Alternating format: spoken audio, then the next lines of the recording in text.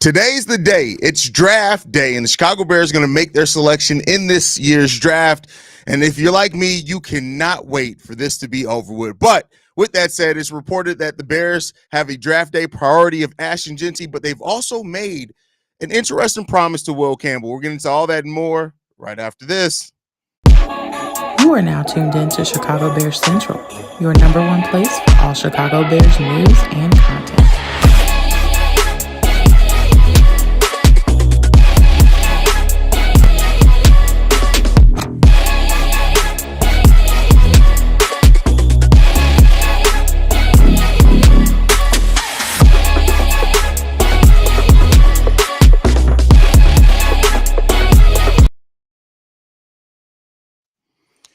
What's going on, Bears fans? Welcome to another episode of Chicago Bears Central, your number one spot for everything Chicago Bears related. I'm one of the hosts here, Haize, joined by Bobby. What's going on, Bobby? Didn't expect it's 7:15 your time, bro. Good morning. It's 8:15, but I forgot. Yeah, you're in the same time zone. Punch the clock.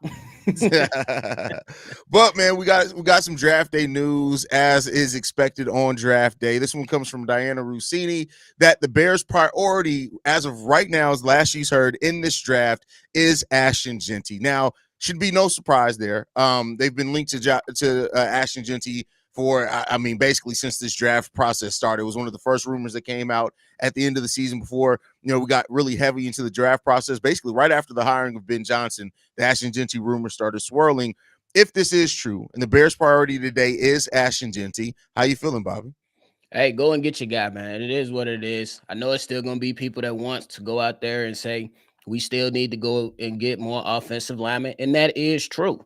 But I will say, if you feel like that you Ashton Jeanty can come out here and absolutely change what you're trying to do as the Chicago Bears, go out there and get them. It's not like that the lineman that you're going to be drafting is going to start anyway. So you can look in later rounds for more offensive line depth. But if you go and get Ashton Jeanty, for me, it looked like he's going to be coming in day one as a starter. So I say go get your guy. Now, if this is the case, right, like, of course, the priority is Ashton Jeanty. That could mean moving up. That could mean hoping he's going to fall to 10. If the Bears do trade up for Ashton Jeanty, what do you feel like his production has to be year one to make sense of trading up and giving up more assets for a running back? I think that if they go get Ashton Jeanty, I think he's getting over 1,000 yards year one. That's just my take on it. I think he's gonna get over that 1,000 yards, and I think he's gonna be a good support system for Caleb Williams. This guy's definitely the best running back in this draft. He's a guy that can go out there and have breakaway runs, break a bunch of tackles. And I think that's going to be good enough, and that's going to be able to fit the bill, especially with the way that Ben Johnson is going to run so much 12-man personnel. And we know that Ashton Jeanty, he's going to be able to operate well. And then you got Eric Bieniemy back there coaching him. He's going to coach him hard as hell. Yeah, so I expect that young fella to go in there, and shout out to him for pointing out that it ain't nothing to do in Green Bay. We already knew that, though. That's a fact. Some other rumors that have come out, right? Let's say on the Ashton Jeanty thing. I think for me at this point, I've just come to the realization that there is a higher probability that Ashton Jeanty is probably going to be the pick. And that just is what it is. Like, if the Bears have identified their guy, great. Like, and I know people are like, well, you got to do offensive line. The Bears are still going to address the all. It's not going to be, we draft Jeanty and we're done. Y'all realize that they're still going to. I think that Donovan Jackson is somebody who really is probably going to be a Chicago Bear if they draft Jeanty first round. But we'll get into that speculation when it comes down to it. But if that's your guy, great. Like, you got to have a vision for him. You are going to bring him in to an infrastructure that's much better. He's going to come in with a way better offensive line than what we had last year. He's going to come in with a coach in Eric Bieniemy, like you said, that's going to coach him really hard, and a head coach that's going to have the vision on how to creatively use him. And I think those are all things you want. Like, if somebody would have told you in back-to-back drafts, you can get your quarterback of the future, your wide receiver, and your running back in back-to-back drafts, I'm not mad at that right now. The allocation asset part of it, we'll evaluate that when it's all said and done. But, like, be aggressive about going out there and getting your guy. So I agree with that. If it come with wins, nobody is gonna really care about what happened draft day. That's how. Like, I know a lot of us like to go with the revisionist history and stuff like that. Maybe 3-4 years down the road. Oh my God, I remember in 2025 we drafted. Look, man. Look, if these guys go out there and they win some football games, put the pressure on the opposing team, and we do things and we look more like a competent team that can continuously build what we're wanting to see in Chicago, nobody is really gonna care about this Ashton Jeanty being drafted at 10 or at 5 if they decide to trade up for him. It's a lot of stuff coming out that these teams are trying to position themselves to move either up or down. And shit, you just got to go and get your guy, whatever you decide to do. But I think Ashton Jeanty, I think a good way to help ease some of those fans, you got to come in and get a stack. It's a bit unfair, but you got to come in and get a stack, brother. Listen, you draft a running back in the top 10. I don't think it's unfair to say get a stack. Hell, DeAndre Swift had over almost 1,400 yards from the line of scrimmage last year under a whack offense and a whack offensive line. You draft a running back top 10. You say a stack. I'm looking at total yards from scrimmage. We got to be 1,400 range, bro, period. Fair enough. I think that's fair enough. You got to put that type of pressure on it because you're going so high, especially if they trade up for you and draft you at 5. Yeah. A lot of people going, now I better see Saquon Barkley 2.0 on the field. You know it's coming. You know it's coming. That's just, I don't know if you were on the live. That may have been just me and C-Dub while you were out. Somebody was like, you draft Jeanty at number 10, he better be Walter Payton. Like, come on, bro. The greatest. Right. Like, come the greatest. On, come on. But with that said, we're trying to do this roundup, man. Tony Pauline from NFL Insider, he said that the Bears are also considering Josh Connerly. They're at number 10. Now, this seems like a weird one for me, right? Not the pick. Connerly's good. I like Connerly potentially at the offensive line position, what he can bring. I love all of that. Tackle, really good tackle, heads up. But like at 10, that feels like a little high to me, and I don't know if I believe that. How you feeling, Bobby? I agree with you. I think that's a little bit too high for me, for Josh Connerly, because I think that the guy got some talent. I was actually at the start of all the draft talk that we was having. I'm like, why people got this man going in the second round when I think he got some skills that you could absolutely utilize, and he should be, maybe later in the first round. But I think that'll be a reach if you draft him at 10, because I think that if you have the ability to, if you don't, you miss out on trading up, you miss out on Tyler Warren, you miss out on Ashton Jeanty, you don't have to select them at 10. You can probably just stay put and wait to see if somebody's going to call you, and then see if you can move back a couple of spaces and you can still snatch them up, in my opinion. So I think it's an overreach if you do select them at 10. Yeah. I mean, we heard that. I can't remember. It was another one that came out. Oh, it was saying that they were some in the Bears were considering Trayvon Henderson at 10. I'm like, they're not that stupid. That's one thing I'm not believing. You're not gonna fucking throw some smoke in my face and call it fucking magic. Fuck that bullshit. But yeah, Connerly, if everybody's off the board, you trade back and get Connerly, I'm not mad at it. At 10, though, that's where I'll be like, all right, is that the best allocation of your assets? But again, I think that depends about how the draft shakes out. Connerly is a really good talent. I like what he brings to the table, but at 10, we'll see there. I think that's a bit too high for me, because even if like Tyler Warren is off the board and you still sitting there at 10, if a guy like Coastin Lovelin falls, that's what we're gonna get into next. Oh, well, I'll let you go. No, go ahead. I was gonna say, because that's an interesting guy, because I know people got Tyler Warren as number 1, and I'm gonna still give him the respect and leave him at number 1. But the more fluid route runner is Coastin Lovelin. Don't get it, and it's not because I'm a Michigan fan. Though I know somebody gonna throw some shade in the chat, but if you actually watch both of these guys, the better route runner is Coastin Lovelin out of Michigan. But I don't necessarily know if you want to go up that high with them at 10. That's one thing I'd be like, hold on, what we doing? But you still got to trust the process, so we'll see. Yeah, and that's what I was gonna get into next. There are been some reports about Coastin Lovelin being the Bears' backup plan at the tight end position. And the thing that initially made me think in reading that is, okay, is he the plan B as far as, are you willing to trade back into the first round to try to get him? Trade back to get him? Like, tight end got to be pretty high on your priority list if like Ashton and Tyler are off the board and you still draft Coastin Lovelin at number 10. But to your point, like there's a lot that he brings. And I would say this, he's probably a better blocker as well than Tyler Warren. Yeah, I think a lot of us we like Tyler Warren because of the physical presence that he can impose on the opposing defense, because the man is a monster. And then you can also utilize him in different ways, because you see what Penn State used him as. They used this man in Wildcat.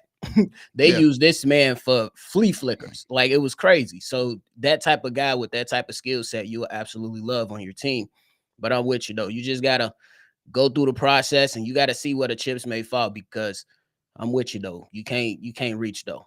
Don't reach.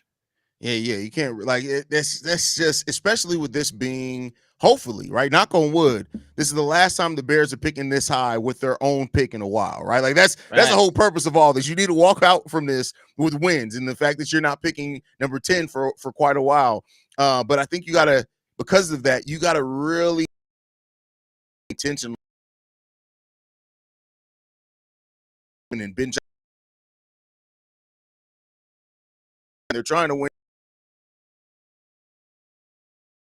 forward. So too, we picking in the 20s. That means we're a playoff team, and we was, you know what I'm saying, having some. The intentions are kind of clear. They want to go out there and address a few things. You know, tight end has been around. You know, that running back has been, you know, rumored around and stuff. And those are very intentional picks for me because we look at Ben Johnson with the scheme. He's going to have those two running backs, whoever those two running backs may be. He's going to have them running that rock. He's going to run a lot of 12-man personnel. He's going to have Caleb Williams under center. So those rumors that are circulating around, I actually believe him because how he operated in Detroit. And then when you talk about finding another presence as a pass rusher, maybe later on in the draft, that tends to what we look at and talked about Dennis Allen. So I think they are being intentional about what they want. You just hope that they can get the guys that absolutely can come and make a difference for this team. That's a fact. That's a fact. Great point here as well by Rich. There's no guarantee Lovelin will be ready for camp. He's still recovering. Well, I think if you go tight end, you're like that's why you still got Cole Kmet on the roster. So I think Ryan Poles has not shown a reluctance if he sees the talent there to draft somebody and just let them go through the process and see where they're going to land. But I agree with you. That is definitely a concern, especially if you're going to draft him at 10. Like, that's why I say you can't draft him at 10. You got to trade back if that's going to be your move. But yeah, it's the reason why we don't have Josh Simmons going at number 10. Because he coming off that injury. Yes, we seen him, go through a pro day and show that he's progressing well, but you still will have those concerns. The same thing can be said about Lovelin too. It's a fact. The next one. So Will Campbell was talking about the draft process, and he was asked about Chicago. And apparently there was already a promise made to Will Campbell. And Will Campbell said this: if they draft me, I'm playing left tackle. I was told that I would be playing left tackle. I know that it may seem like nothing on paper, but like you got to think about this. That's a lot to say, especially when you still got Braxton Jones on your roster. That you're telling somebody, hey, we got you. You the left tackle. And it's like, okay, cool. Like, I mean, no doubt. Like, I think most people would agree that that's the thing that makes sense. But how do you feel about the Bears making that promise to Will Campbell if they were to draft him? Hey, it makes 100%. It makes sense. The man played left tackle throughout his entire collegiate career. I know there's going to be concerns about arm length, but as the coaches said, it doesn't become an issue unless I see it on the tape. And when I see the tape, and I know those guys are more well-versed and more knowledgeable than me, I don't see much of an issue, especially when you think about the conference that he played in. You're talking about Will Campbell being a force and being solid on his feet. And he will need some additional coaching to adjust to the NFL, but I don't think it's going to be a tall task. It's just going to be some really, really good coaching that's going to help him elevate. And Haize, got to throw you your credit. Goes back to the Karan Abagaje conversation we had a few weeks ago when you said, hey, Bobby, we don't know if Karan is going to be looked at as that left tackle. What if they trying to look at him as a left guard? That type of thing right there, those conversations just kind of making sense when you're trying to connect the dots on how the Chicago Bears is going to operate with those depth pieces on the offensive line. Yeah. I mean, it's a lot of moving parts. I mean, we even heard yesterday that there's a potential of moving Darnell Wright to left tackle. Like it's so I think they're looking at everything, right? And that's part of the trust that you have to have in Dan Rouchar coming in here. Like if he at the line coach looks at things and is fine moving people around, that's great. What it says down to it. Crimson says, I still think Simmons is a top talent at left tackle, hoping the Bears can get him plus some future capital. Listen. Simmons would be a top 10 pick in this draft if it wasn't for the injury. Yeah, if they get him trade back, like, and you still get Simmons and some additional assets, that's a win in my book because he's going to be a dog at the NFL level, man. Yeah, I agree with that. That will be an absolute win. But we just gotta, we got some while y'all at work or while y'all doing what y'all doing today. Just take a little time because it's gonna be crazy later on today. I imagine there's gonna be quite a few trades coming on early as soon as that draft starts, especially after like pick 3. Yeah, we might see some movement now for sure. That's a fact. That's a fact. One other little bit of detail that came out yesterday, Bobby. I don't know if you saw this, but apparently the Chicago Bears wanted to bring in Abdul Carter for a top 30 visit, but were turned down. The Dallas Cowboys and the Chicago Bears were turned down for a top 30 visit. Abdul Carter only wanted to meet with the top 4 teams in the draft. That's a bit of a risk, especially with teams that can trade and the fluidity around there. But what do you think about the confidence from Abdul Carter basically saying, if you not top 4, don't even come knocking at my door? I didn't even mean for that to rhyme, but that was dope. Go ahead. Hey, for real, stand on business. I ain't gonna lie to you. Stand on business, young man, because Haize, where most of the money made at, that top 4, them top 4 slots. So, dog, don't come talk to me. I want to make my money. I want to go improve myself for one of these organizations. And hey, you got to respect it. I understand it. It is what it is. The Chicago Bears, you can't feel salty. This is a young fella who believes he, is at the top of the list of the prospects that are going to be coming out of the draft, and you can't be mad at it. You just got to simply say, I bet, cool, we going to move on, and we going to find us somebody else to talk to and try to bring in. But, hey, I'm not mad on it. Stand on business, because you already know if you get drafted in that, the higher you get drafted, that's the more you're going to make more money in the NFL. That's how it works. Yeah, I mean, shout out to Abdul Carter, man. I'm not mad at the young fellow with confidence. You coming into the league, you better have some damn confidence in that. Like, I don't want to hear nobody saying nothing negative about it. It is what it is when it comes down to that. It is what it is. There's going to be some concerns about Abdul Carter. You know what I'm saying? Is he a little too light? How is the shoulder? How is the foot? Is he going to be like a Micah Parsons to where he's, having strong seasons and not really showing up when it matters? It's going to be a lot of things that those are going to be fair concerns. But I think that he's still going to go wherever he goes, and he's going to do an exceptional job. Now, if he goes to the Patriots, that's a Mike Vrabel guy. I don't think he get to the Patriots at 4, but that's a Mike Vrabel guy, and they're going to get him coached up well. We'll see where he go, though. That's a fact. Tony Stanton says, Cedric Benson, Curtis Enos, I'm just saying it's safer to wait for the running back later. Yeah, it's safer, right? Like, yeah, make no mistake about it, but this is the Bears making it. Like, there's a reason why nobody's saying that he shouldn't go top 10. The question is that should the Bears be drafting top 10 with the things going on, right? Like, I get what you're saying, and I don't think anybody has said that you can't get great running back talent in this draft in round 2. I agree with you that you can, but I'm from the Bears' perspective is that there's only a couple blue chip guys in this draft, and not a lot of them are offensive linemen. Guess what? Ashton Jeanty is a blue chip guy. Yeah.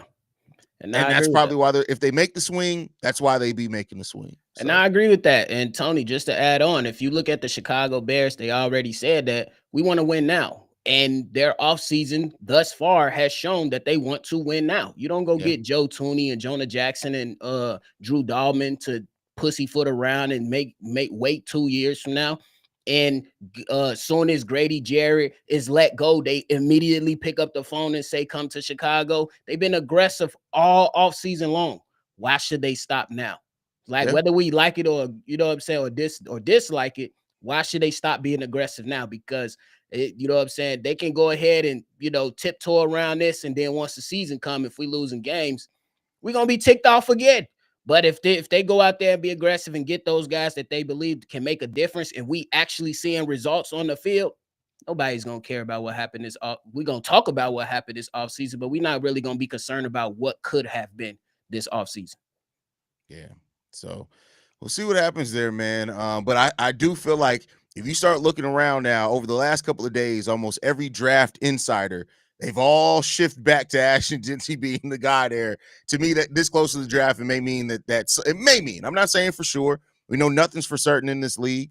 And when it comes down to that, we'll see what happens there. Great question here from Chatbot, which is interesting. I almost skipped your comment because it said Chatbot. You may think of getting a more interesting name there. But no, is Swift getting traded or cut? Neither.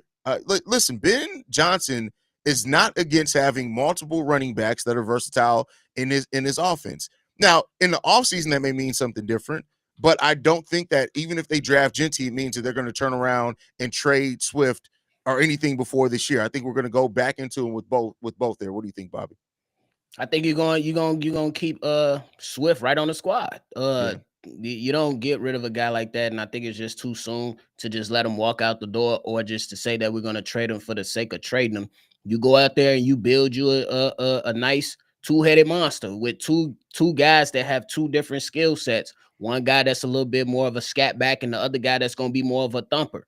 And so I'll say you will be able to change the tone of the games depending on how the game is going with, if you have a Jeanty and a Swift. And I think that's better for the Chicago Bears, because then you still know that Swift can be dynamic out of the backfield as a pass catcher. Like, I understand, like, because some of my frustrations came with him with not running in between the tackles. But I cannot sit here and act like I did not see the man be very, very efficient and active in the pass game. And I think that Ben Johnson can utilize that, especially when you start to incorporate two running back sets, and then you coming off the play action and utilizing that in the 12-man personnel. Oh, no, he ain't going nowhere. No, not yet.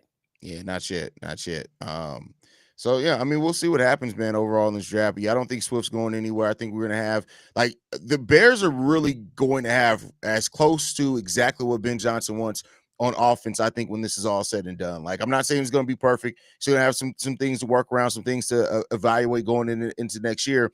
Because I don't know about you, Bobby, but I've been looking at potential slot receivers later in this draft, and I seen one that, to me, if he's on the board, Jalen, wait, what's the, I have my my little cheat sheet here that I'm going off of. Samuel Brown in round 7.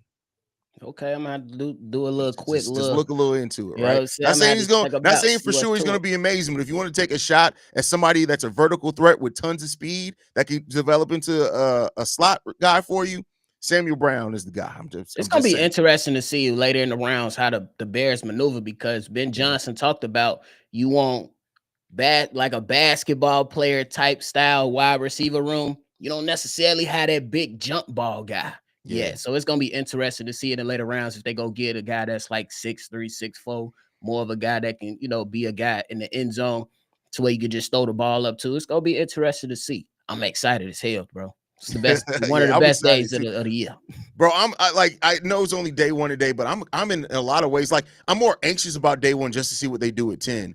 I'm more excited about seeing what they do in rounds 2 and 3, because I think those are the rounds where you can get some big time steals at, depending on how the draft boards fall. So facts. And then, hey, if in the second round, if one of you got 2 picks in the second round, if somebody be like, yeah, if your guy falls off, you might be able to take some calls to get some more capital. But hey, it's all gonna be for them. They said they're ready. We hope they're ready, and let's go get some damn good players so we can change the dynamic of this team, because we ready to win.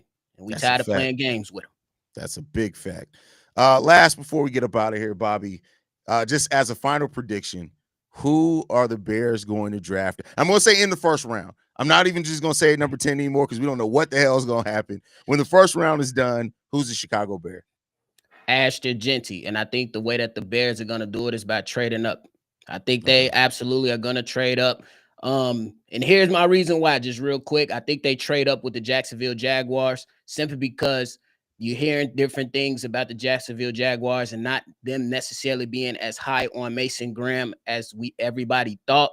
And I think that they need an additional wide receiver to go with an ascending wide receiver in Brian Thomas and Gabe Davis over there. Gabe Davis, he's not an outside receiver. You need to move him inside the slot, and you need a big wide receiver at Tet McMillan. But there is no way you can draft Tet McMillan at 5. So I think that the Bears trade up to 5 to get Ashton Jeanty, and then at 10, the Jaguars get their wide receiver and Tet McMillan out of Arizona. Okay. All right. I like it. What are they having to give up either the second round picks, or is it straight swap for future assets? I don't think it's gonna be it's definitely gonna be a swap for the first, and I'm hoping that they just give up a third. Okay. The third. Right. We'll see what happens. If that happens, that's a great move by the Chicago Bears. I am going to still say, I'm going to stick to my initial guns and still say Will Campbell's a Chicago Bear at the end of the day. That's just my personal thing. I'm not going to be surprised if it's Ashton Jeanty, no matter the machinations that they do to get him there, because it just seems like that's their focus right now. And like I said, at that point, if the Bears win 10, 11, 12 games this season, and Ashton Jeanty has over 1,000 yards. Y'all better shut up. That's all I want. That's all I want. Just shut up. Like, just stop complaining about it, I bro. think it's gonna be on the table, man. He gonna have fresh legs and he ready to go. Yeah, that's a fact. That's a fact. Somebody said about I had another comment. Somebody said if they trade up for Abdul Carter. Here's the thing. I can't find the comment now. Kind of the chat refreshed on me. If they trade up and get Abdul Carter too, oh, here it goes right here. Smokey the Bears Den Talk says, I believe Abdul Carter is worth moving up for. The kid is a straight monster. What are your thoughts on that actually happening? I honestly think it could go down if both sides are willing. I'm going to say the blanket statement here. If the Bears move up in the top 5 and get a guy and they're aggressive about getting it, as long as he works out, I'm not mad. If it's Abdul Carter, if it's Will Campbell, if it's Ashton Jeanty, I don't care. Like, I'm not going to be mad at the Bears finally operating like a team that winning is the thing that they care about the most. I'm not going to be mad at that. So. Yeah, I wouldn't be mad at a miss at Abdul Carter either. And shit, we already just talked about him not even accepting the the meet with the Bears. They might be like, I bet we on the board, but we ain't taking you. But that will be a little petty. But if he is there, look, I wouldn't be mad at it. But I still think that if they are going to trade up for anybody, I think that they're going to be trading up for Ashton Jeanty personally. But we'll see what happens. I wouldn't be mad at having a pass rusher like Abdul Carter. Let's make that clear, though. Like, shit, you bring Abdul Carter on the other side of freaking Montez Sweat. You still got Dale Yingbo there, Austin Booker, Grady Jarrett on the inside. Listen, that's a nasty defensive line, my boy. We need it. They may be worthy of the moniker monsters of the Midway if they do that shit, bro. That white bite. But all right, man. Any last thoughts before we get out of here? Hey, we appreciate y'all, man. Thank y'all for tuning in. We will be live later. All the draft coverage you can find on the #1 spot, man. Lock in. Let's get it. Absolutely, man. You guys can follow us at Shy Bear Central. You send us any feedback, questions, comments, concerns, ChicagoBearCentral@gmail.com. Lastly, if you want to leave a text message and our voicemail for the mailbag, the number to do so, 773-242-9336. We're the #1 spot for everything Chicago Bears related. See y'all later, man. Chi-Town up, Bear down.